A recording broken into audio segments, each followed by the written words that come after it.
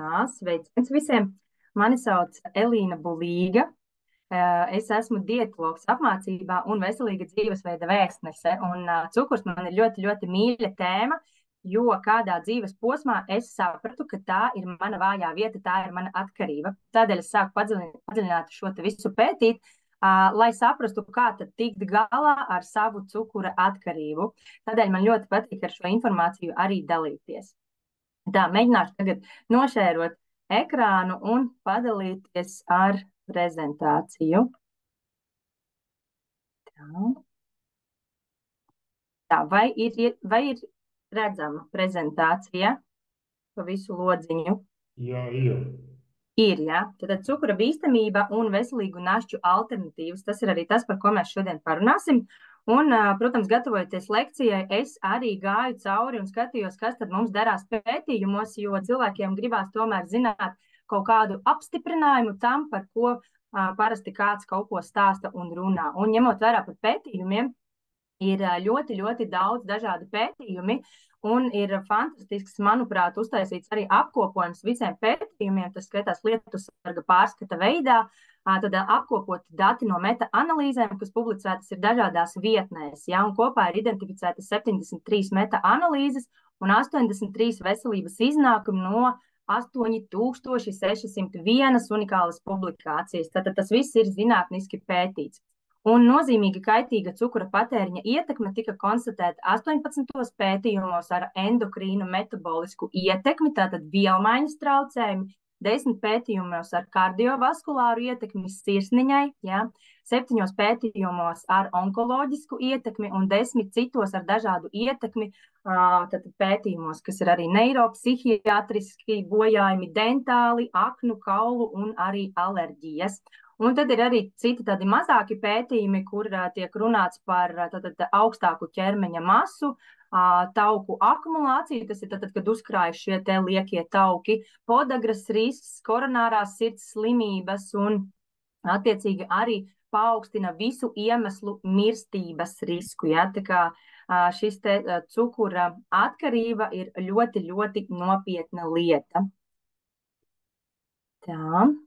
Jā, un arī par grūtniecēm es atradu tādu pētījumu, ka cukura patēriņš grūtniecības laikā var veicināt palielinātu gestācijas svara pieaugumu un grūtniecības komplikāciju attīstību. Tostarp gestācijas diabētu, kas mūsdienās ir ļoti, ļoti plaši izplatīts, preeklempsiju un priekšlaicīgas dzemdības pat.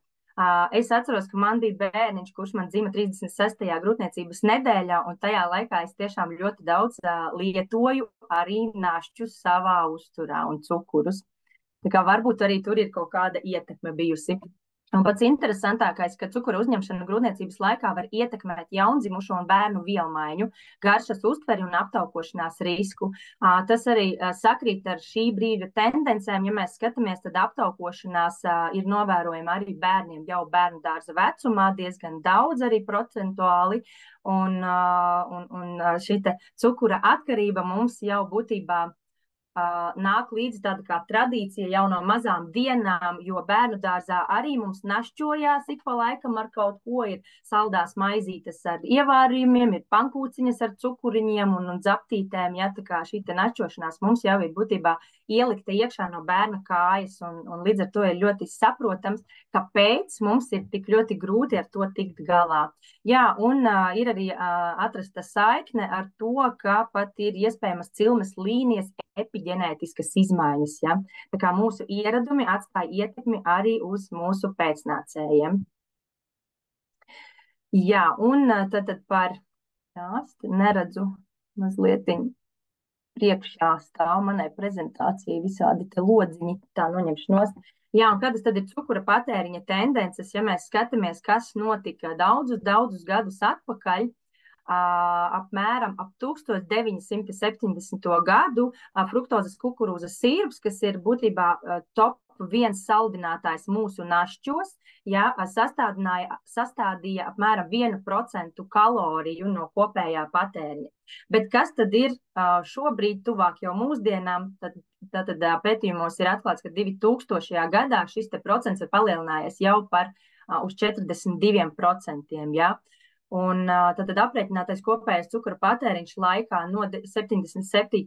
līdz 98. gadam palielinājās no 235 kalorijām līdz pat 318 kalorijām dienā. Saskaņā ar pārtikas pieejamības datiem pievienoto cukuru un saldinātāju daudzums ASV, bet mēs jau Latvijā neatpaliekam diezgan no ASV, tad sasniedza maksimumu, kas pārsniedz 69 kg uz vienu cilvēku gadā, kas ir vidēji 189 grami dienā. Kā jums liekas, vai jūs dienā apēdat 189 gramus cukura? Visticamāk, mēs uzskatām, ka nē. Es neredzu čatu, varbūt tā droši var arī iekomentēt, kā liekas, vai ir šis cipars, vai ir mazāks, vai vispār esat pievērsuši uzmanību, cik tad patiesībā dienā daudz cukura apēda. Tas nav tikai šādi ar karotīti apēst tīru cukuru, bet tur cukuros skaitās arī visi našķi, visi saldie produkti, saldinātie dzērieni, kūciņas, cepumiņi, Mūsdienās ir arī tā, ka šie slēptie cukuri ir arī sāļos produktos, piemēram, dekstroze atrodas gaļā, kas ir pasētajā, sevišķi maltās gaļās iekšā un tā. Dažādos gaļas izstrādājumos arī ļoti daudz cukurs ir pievienots dažādās mērcēs un gatavos ēdienos. Līdz ar to mēs patiesībā īstenībā nemaz nezinām, cik mēs tieši cukuru apēdam, ja mēs nesākam rēķināt. Un šīs izmaiņas uzturā sakrita ar dramatisku aptaukošanos, diabētu un sirds un asinsvadu slimību pieaugumu. Senos laikos bija šis strīds uztura zinātnē par to, kas tad izraisa vairāk veselības problēmu, vai tie ir tauki, vai tie ir cukuri. Bija zinātnieki, kas teica gan par taukiem, gan par cukuriem, bet toreiz uzvarēja tie, kas pārliecinoši teicās, ka visas veselības problēmas ir tieši no taukiem, un rezultātā tauki kļuva par lielu ienaidnieku. Mums savukārt cukuri sāka iet šo te uzvaras gājienu, jo, ja tauki ir slikti, tad jau ogļhidrāti un cukuri nevar būt tik slikti, vai ne? Un rezultāts ir tāds, ka mēs masveidā cilvēci vienkārši slimojam. Un kas tad ir Latvijā? Šis ir kadriņš no grāmatas, ko ir sarakstījuši Latvijas uztura speciālisti, tātad Zariņš, Neimane un Botnieks.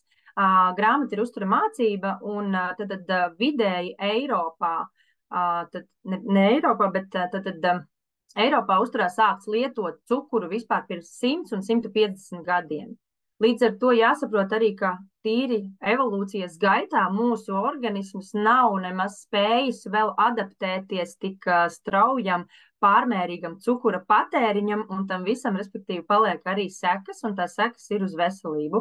Un Latvijā ir aprēķināts, ka vidēji viens cilvēks patērē 88 gramus cukura dienā, Vācijā 93, Dānijā tie pat ir 147 grami dienā. Un šis cukura apjoms jau trīskārtīgi pārsniedz to, ko ir ieteikusi Pasaules veselības organizācija, kas ir tikai 25 grami cukura dienā. Ja mēs paskatāmies, piemēram, ja mēs paņemam vienu kārumu sieriņu, tas ir 10 grami cukura dienā, vienu Snickers batoniņu 30 gramīgu, tie jau ir 25 grami cukura, cik es kaut kad rēķināju, un savukārt, ja mēs vēl izdomājam izdzert 200 mililitrus ar kolu, kas ir saldināts dzēriens, tad jau mēs esam diezgan iespaidīgi pārsnieguši šo te dienas devu. Plus vēl jāņem vērā, kad varbūt mēs dzeram tēju, kafiju ar pievienoto cukuru, un tad šie visi cukuri vienkārši summējās.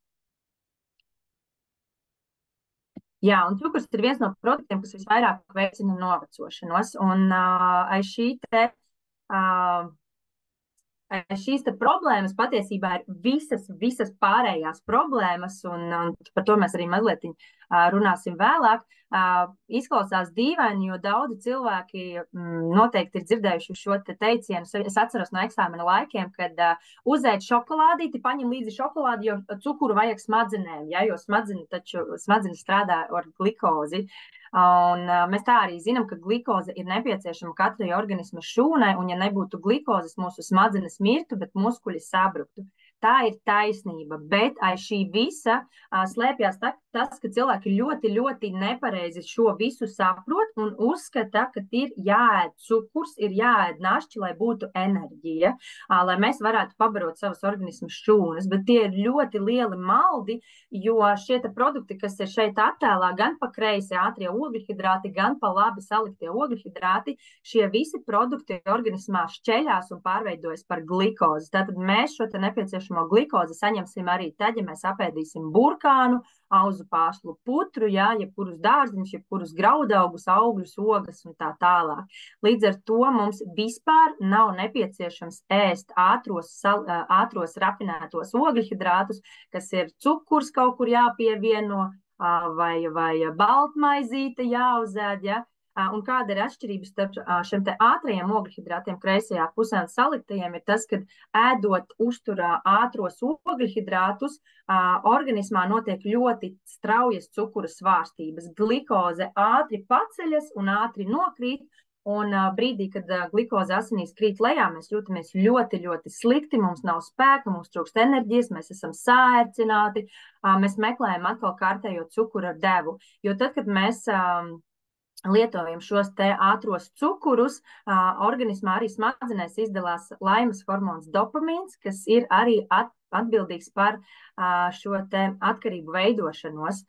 Līdz ar to šis ieradums našķoties ar ātriem ogļhidrātiem nav tas pats labākais, lai no viņa veidotos atkarība, jo tam ir attiecīgi konkrētas sekas.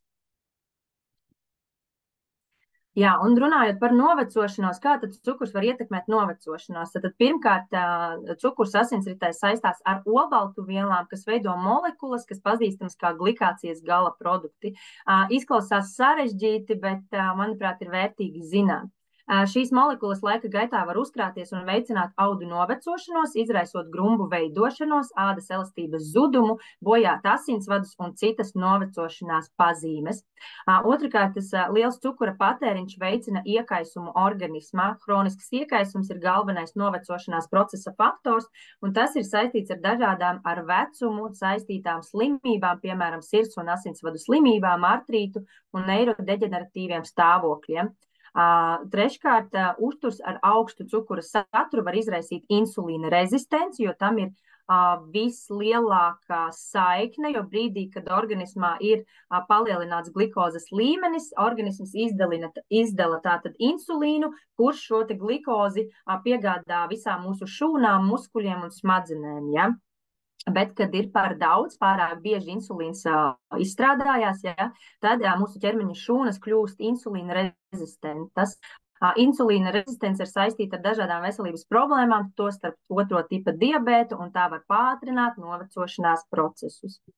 Kā vēl ietekmē novecošanos? Tad pārmērīga cukura patēriņš veicina oksidatīvo stresu, tātad nelīdzsvarotību starp brīvajiem radikāļiem un antioksidantiem organismā.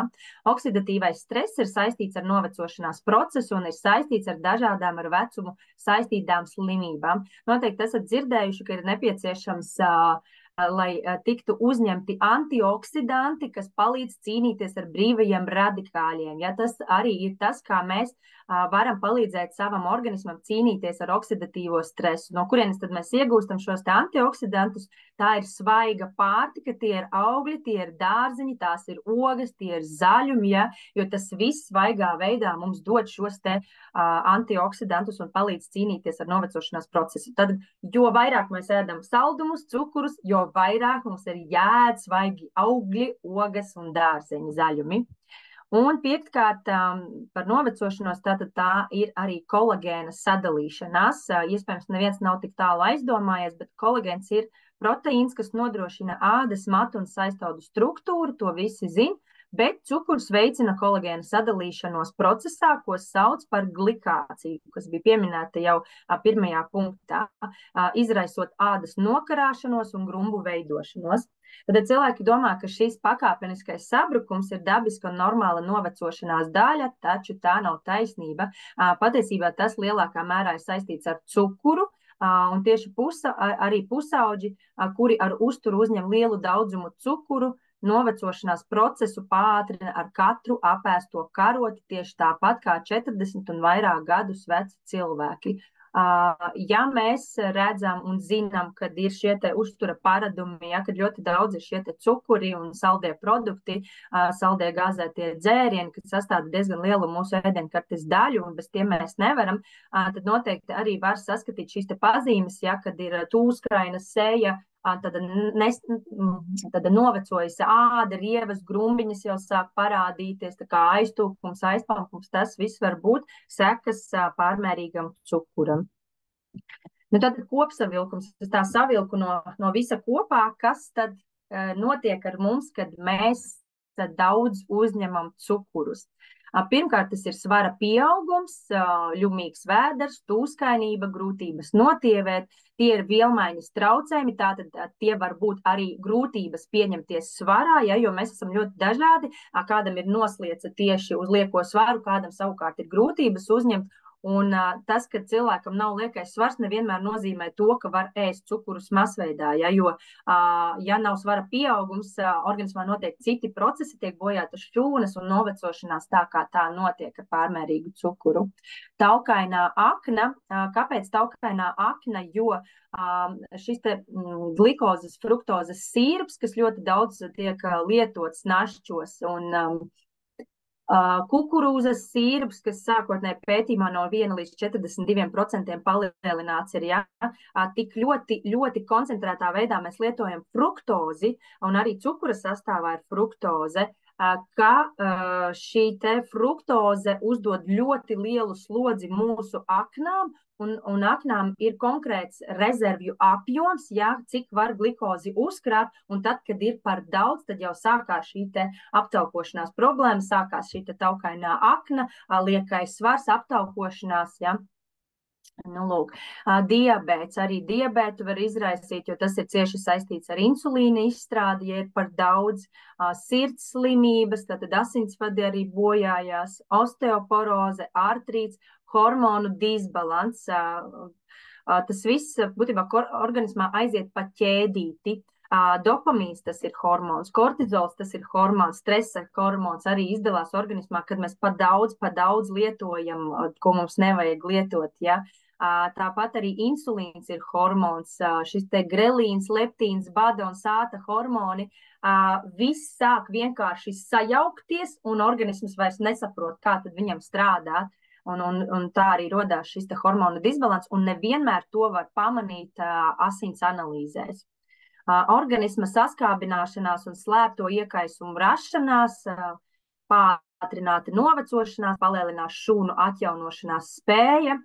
Mēs nutricioloģijā zinām, ka organisms spēj atjaunoties, bet tam ir nepieciešami šie te faktori, lai viņš varētu atjaunoties un atteikties no našķiem cukuru saturošiem produktiem, lai atjaunotos organisms, ir viens no instrumentiem, attiecīgi, kas ir jādara, lai varētu palīdzēt savām šūnām atjaunoties. Un enerģijas trūkums. It kā šķietami liekas, ka cukurs mums dod enerģiju. Ļoti var novērot arī uz bērniem, kad viņi sēdās Ziemassvētku paciņu konfektes, ja viņi skrien, viss ir forši, un vienā brīdī ir tāds pamatīgs sagurums, sašļukums, niķīgums, un viss ir slikti. Un tieši tā arī uz mums pieaugušajiem strādā. Mēs apēdam, mums īslaicīgi ir šis te kaifs un enerģija, bet jau pēc ļoti neilga laika, vidēji 40-50 minūtēm, mēs jūtamies ļoti slikti, un mums tik tiešām trūkst enerģijas. Galvas sāpes un migrēna arī cilvēki iespējams nav aizdomājušies, bet uztura paradumi ļoti ietekmē šo visu. Garastāvokļa svārstības jūtīga nervu sistēma, tas arī tieši saistīts ar cukura palielināšanos un kritumiem asinsritē. Depresija, nomākts garastāvoklis, tas arī tiešā veidā saistīts ar šiem te cukura lēcieniem un kritieniem. Jo patiesībā, tad, kad mēs apēdam kaut ko cukurainu, tas ir kā tāda kā glikozes injekcijas smadzenēs uzreiz, un attiecīgi pēc kaut kāda laika arī smadzenes jūtās diezgan slikti, un tad varbūt arī šī te vate galvā sajūta, grūtības koncentrēties, un tāda kā migla galvā liekas, kad ir. Augsts asinsspiediens arī ir viena no, ko izraisa cukurs, slikts miegs. grūtības koncentrēties, apdulusi galva, muskuļu tonusa trūkums, slikts ādas stāvoklis, karies, slikta elpa, tātad zobu problēmas arī bērniem, kam ir ļoti bieži jālabo zobi, ir jāpasako arī, lai nav pārmērīgi cukura daudzums uzturā, un grumbas, rievas ādā. Nu, lūk, un tas, cik ātri novecos, ir atkarīgs no tā, cik daudz cukura ikdienā patērē. Un tagad es gribu parunāt par to, kāpēc mums kārojas našķus.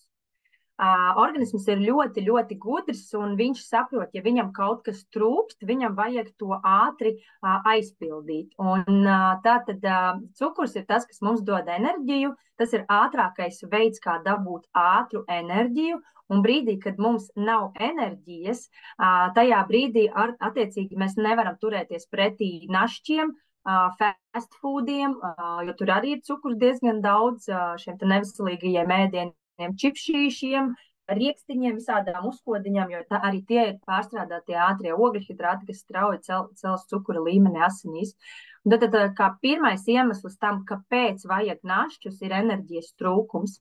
Un zem šī apakšā ir ļoti daudz faktori, kam ir jāpievērš uzmanība, lai mēs varētu novērst šo te enerģijas trūkumu. Tad tas ir nekvalitatīvs miegs, jo nakts laikā organismā izdalās miega hormons melatonīns, kas atbild par to, ka mēs no rīta esam atpūtušies. Nakts laikā arī atjaunojās mūsu organisms, strādā akniņas, un ir ļoti vērtīgi aiziet gulēt līdz 11 un gulēt 7 līdz 9 stundas, lai mēs varētu organismam ļaut kārtīgi atjaunot resursus un būt enerģija no rīta. Uzturvielu trūkums. Tātad nesabalansēta uztura gadījumā var trūkt labie tauki, olbaltumvielas, šķiedrvielas, magnīs, hroms, triptofāns, dzels, folīskābe un B12 vitamīnas. Izcēlu tieši šīs visas vielas, jo šo vielu trūkums būtībā ļoti ietekmē to, ka mums prasās cukuri. Stress. Augsts kortizola līmenis var ietekmēt enerģijas līmeni, var palīdzēt stresa pārvaldības metožu ieviešanu, piemēram, meditācijas vai dziļa elpošana. Tiem, kam ļoti garšo kafija, jāņem vērā, ja mēs lietojam vairāk kā 3 nelielas tasītes kafijas dienā, tad tiek stimulēts organismā virsnieru dziedzeres, kas izdala stresa hormonu kortizolu. Līdz ar to ar kafiju arī nevajadzētu aizrauties, jo patiesībā kafija mums ilgtermiņā nedod enerģiju. Mums ir tieši paliek ar laiku grūtāk šo enerģiju dabūt, jo mēs paliekam arī atkarīgi no šī te kofeīna. Dehidratācija. Pat viegla dehidratācija, ja šķidruma trūkums organismā var izraisīt nogurumu. Jādzer ir vismaz 30 ml uz katru ķermeņa kilogramu, lai var arī atjaunoties. Gan gremošanas sistēmas, visi šķidrumi siekalas, lai var rasties, lai asinsritē vispār nav sabiezinātas asinis, un tur ir vesela tēma. Fizisko aktivitāšu trūkums, mazkustīgs dzīvesveids var veicināt zemu enerģijas līmeni, regulāras fiziskās aktivitātes palielina enerģiju un uzlabo vispārējo labsajūtu. Un arī medicīniskie apstākļi, piemēram, dažādi veselības stāvokļi, kā piemēram anēmija, vairogdziedzera darbības traucējumi, kronisks noguruma sindroms vai infekcijas arī var izraisīt nogurumu.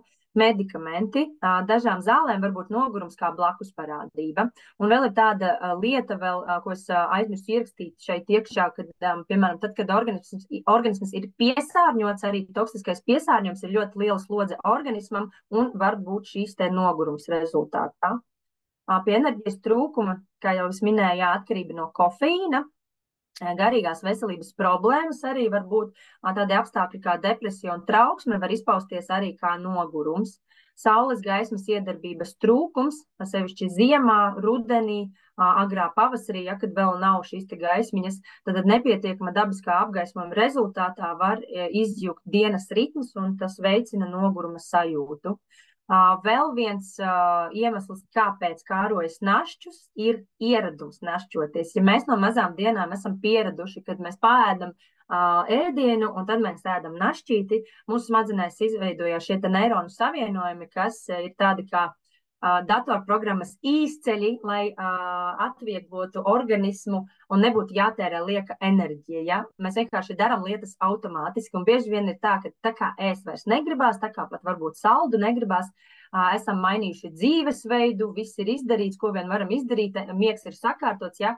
bet pēdam ēdienu un atkal gribas našķi. Un šis ir ieradums, ar kuru arī ir jāstrādā.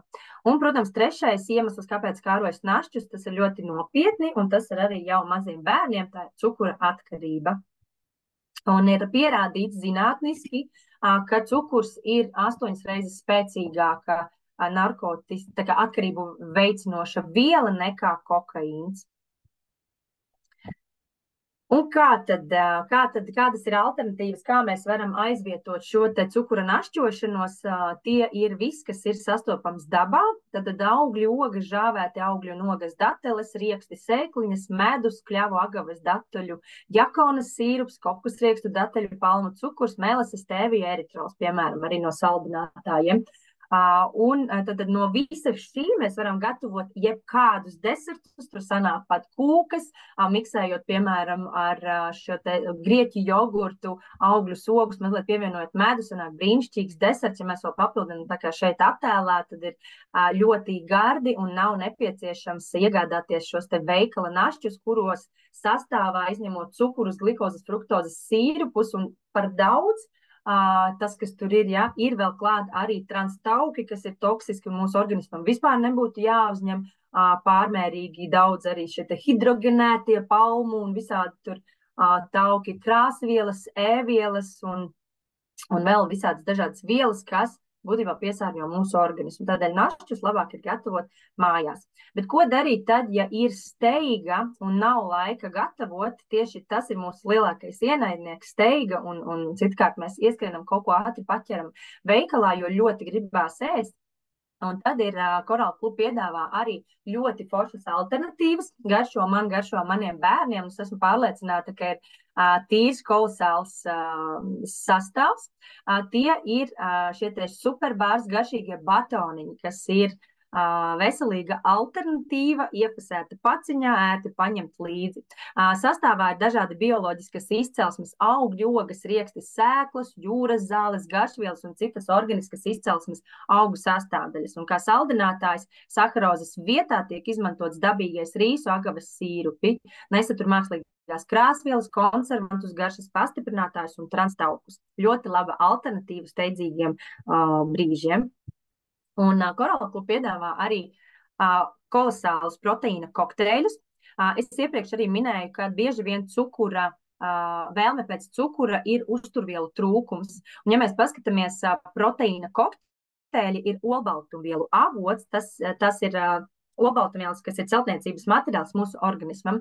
Ja mēs ar uzturu neuzņemam pietiekami daudz gaļu, olas, zīvis, piena produktus, ja, tad attiecīgi mums trūkst vienkārši organismā resursu un prasās našķus.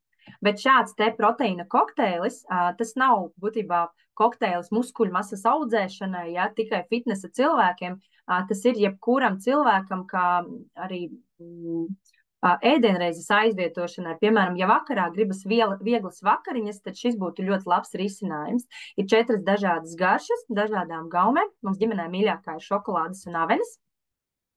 Un ar ko ir labs šis te kokteilis? Pirmkārt, ka viņu var ērti šeikerī pagatavot līdzi. Tas prasa apmēram 1 minūti pagatavot šādu te kokteilīti. Ir ļoti, ļoti garšīgs. Ir sabalansēta proteīna formula, tad vienā porcijā ir 21 grams proteīna, 195 kilokalorijas tas nav daudz.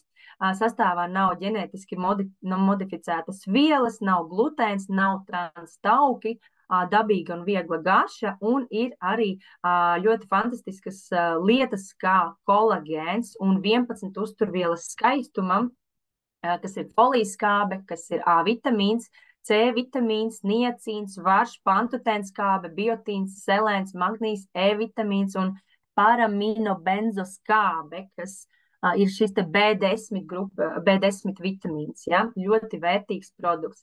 Un runājot par kolagēnu, sastāvā tātad kolagēns ir skaistuma vitamīns, un ja mēs ikdienā lietojam cukurus, ja, kas noārda kolagēnu, tad dzerot šo te proteīna kokteili, mēs tieši papildinam kolagēna rezervas, un ir zināms, ka sievietēm, arī vīriešiem, pēc 25 gadu vecuma samazinās kolagēna izstrāde organismā, un ir vērts uzņemt papildus šo te kolagēnu.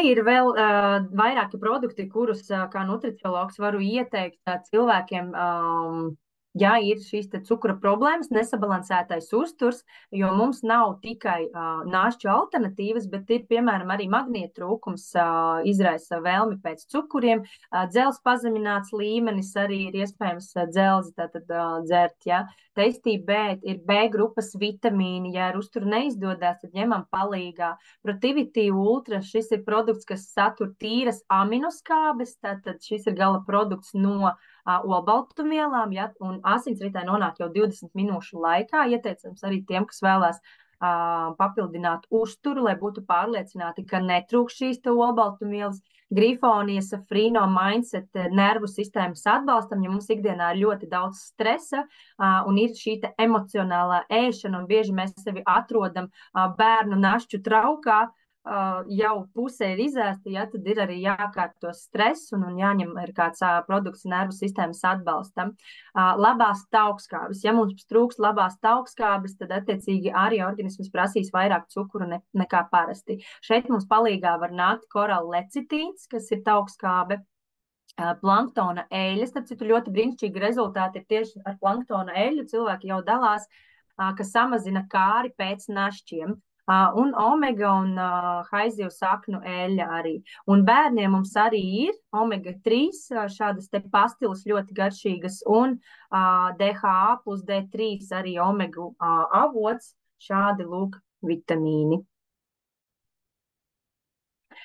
Jā, un jāatcerās, protams, arī, ka uzturu bagātinātāji neaizstāja pilnvērtīgu un sabalansētu uzturu. Pirmām kārtām ir jāvērš uzmanība uz to, lai tiktu tātad kārtots uzturs, tas nevar sastāvēt tikai no rafinētiem ogļhidrātiem, jo mums arī dietoloģijā bija saruna ar pasniedzēju par to, kā tas nākās, ka bērnu dārzā bērniem brokastīs ir desmaize, desiņos baltmaizes, mannā putra ar ievārījumu, vai mazotnē bērniem iestādes netiek domāts no valsts puses par to, ka ir jābūt šim sabalansētajam uzturam, jo tas, ko mēs dietoloģijā mācamies, ir pilnīgi savādāk nekā tas, kas tiek pasniegts bērnu dārzos un skolās, ja, un pasniedzēja atbildēja tā, ka ir jāņem vērā, ka ir iepirkumi, ir konkrētas cenas, zem kurām attiecīgi tad ir, lai uzvarētu iepirkumā, jāiekļaujās, un tajā brīdī, kad ir šis te ierobežojums uz naudas summām, tad attiecīgi par veselīgu uzturu vairs nevar būt nerunas. Tur ir tīri par kalorijām, par to, lai cukurs un sāls netiktu lietots pietiekami daudz, un galvenais, lai bērniem garšo. Tāda bija atbilde lūk no dietoloģijas pasniedzējas. Jā, paldies par uzmanību. Pusstundā es neiekļāvos gandrīz, bet jā, šeit ir ļoti daudz informācijas un varētu stāstīt vēl un vēl. Varbūt ir kādi jautājumi. Nobēr kā pupas.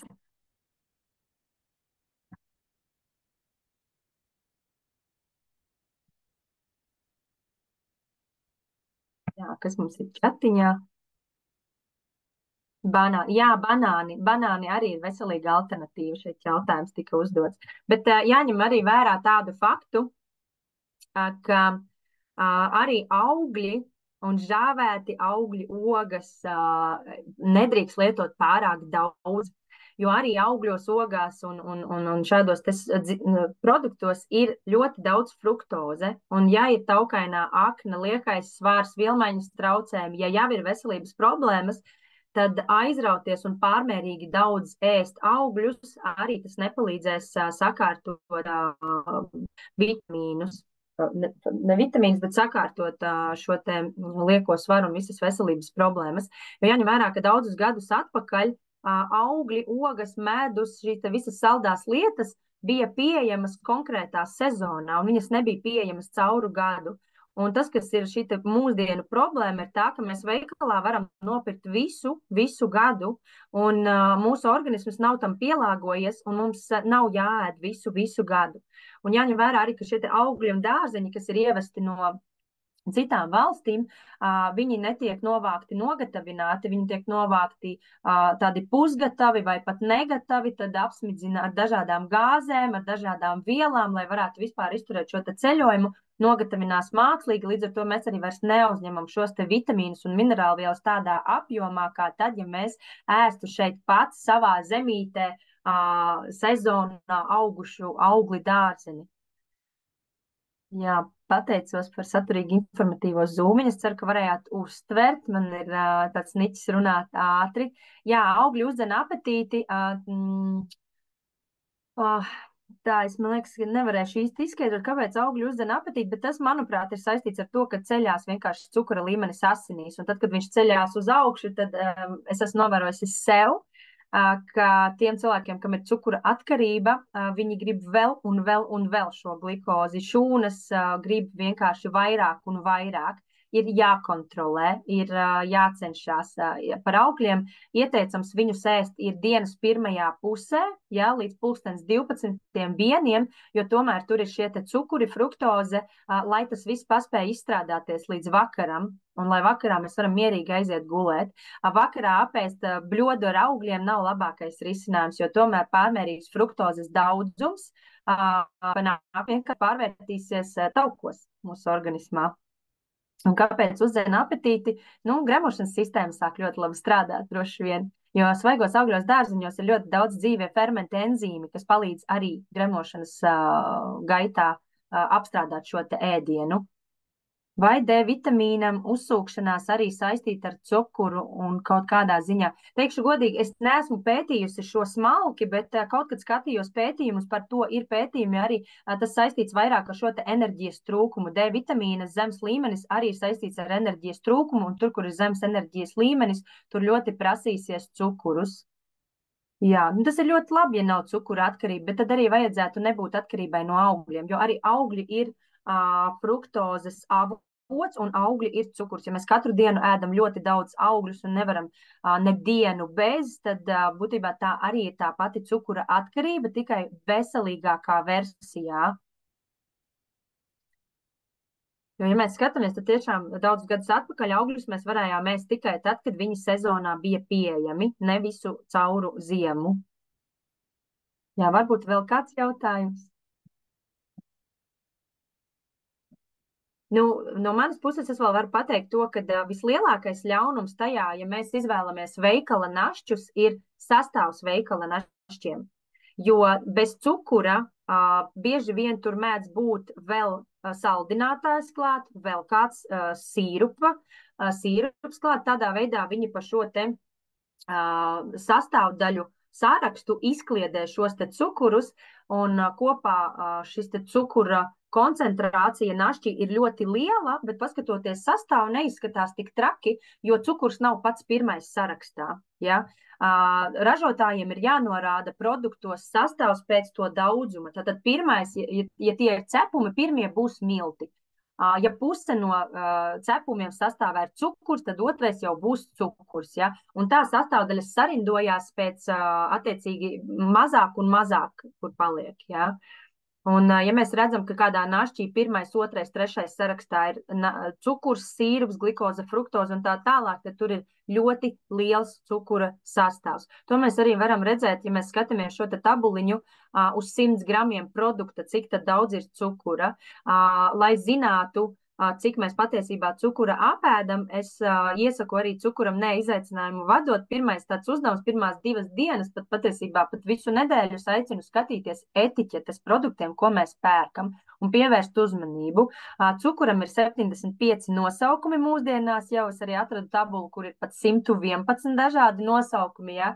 Līdz ar to mēs pat varam nezināt, ka mēs lietojam cukuru, jo nav rakstīts iekšā cukurs, bet dažādi sīrupi, saharoze, fruktoze, maltīts, stilīts, viss kaut kas tur visādās dažādās formās tiek sarakstīts, un mums pat izskatās, ka mēs cukuru īsti nelietojam, ja? Bet tad, kad mēs paskatāmies uz 100 gramiem produkta, attiecīgi ir pievienotais cukurs 20 grami uz 100, apēdot 300 gramu paciņu, mēs esam apēduši 60 gramus cukura pievienotā. Tā kā, ir vērtīgi tomēr paskatīties, parēķināt un zināt, cik tad patiesībā apēdam. Un kā es minēju pašā sākumā, pēc Pasaules veselības organizācijas datiem, ieteicamais cukura daudzums ir 25 grami dienā. Tas ir domāts cukurs, našķi, saldumi, un pārējais ir šie slēptie cukuri arī 25 grami dienā, bet to izreikināt ir drusciņi grūtāk. Tā kā, lai pasargātu savu veselību, visvieglākais ir atteikties no rafinētiem našķiem, pāriet uz augļiem, ogām, riekstiem, mājas gatavotiem desertiem, ieplānot viņus laicīgi, ja mēs bez viņiem nevaram, jo tad mums pazudīs šie te impulsīvie pirkumi steigā. Nu tālūk. Tas no manis šodien viss. Paldies visiem, kas pievienojušies.